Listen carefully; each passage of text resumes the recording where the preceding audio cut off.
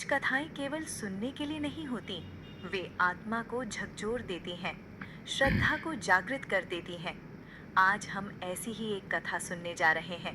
एक ऐसे वीर की कथा जिसने युद्ध नहीं किया, फिर भी पूरे महाभारत का सबसे बड़ा साक्षी बना।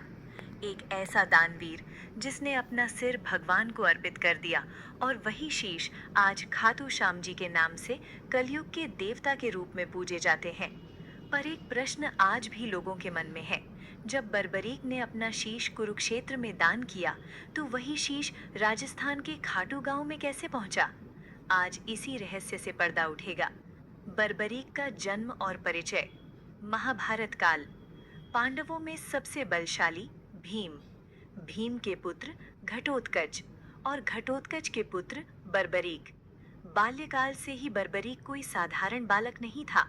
उसकी आंखों में तेज था, भुजाओं में बल था और हृदय में अद्भुत करुणा। माता मोरवी ने उसे सिखाया धर्म के मार्ग पर चलना और अन्याय के सामने कभी न झुकना। बर्बरीक ने घोर तपस्या की। भगवान शिव प्रसन्न हुए और उसे दिए 3 अमोघ बाण। 3 बाणों की शक्ति। पहला बाण शत्रु को चिन्हित करता, दूसरा बाण चिन्हित शत्रुओं का संहार करता, तीसरा बाण सभी बाणों को वापस लाता। इन 3 बाणों से बर्बरीक अकेले ही पूरे युद्ध का अंत कर सकता था। पर बर्बरीक ने एक प्रतिज्ञा ली कि मैं युद्ध में सदैव हारने वाले का साथ दूंगा। यही प्रतिज्ञा आगे चलकर महाभारत की दिशा बदलने वाली थी। कुरुक्षेत्र में आगमन। जब महाभारत युद्ध का शंखनाद हुआ, बर्बरीक अपने नीले घोड़े पर सवार होकर कुरुक्षेत्र पहुंचे। उनके आते ही देवताओं में हलचल मच गई।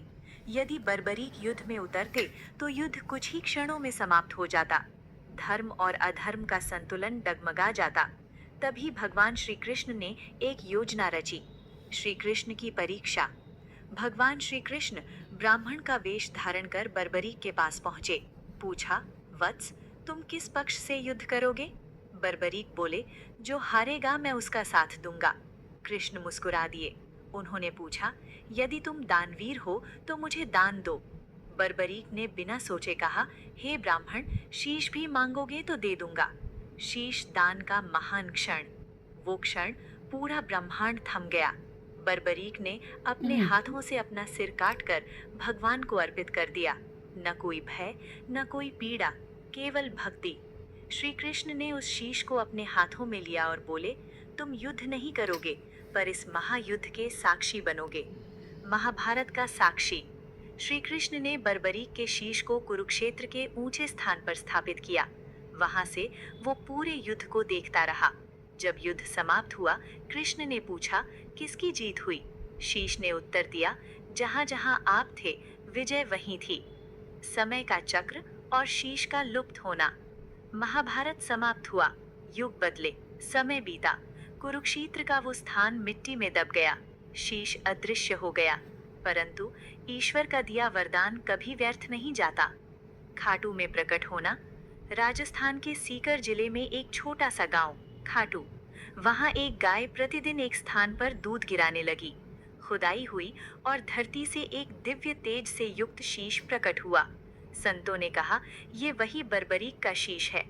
खाटू में पहुंचने का रहस्य क्या है? ये यात्रा पैरों से नहीं हुई, ये यात्रा हुई भगवान के वचन से, भक्त की भक्ति से और ईश्वर की लीला से। श्री कृष्ण ने कहा था, कलयुग में तुम मेरे नाम से पूजे जाओगे, और वही हुआ। आज वो बर्बरीक नहीं, खाटू श्याम जी हैं।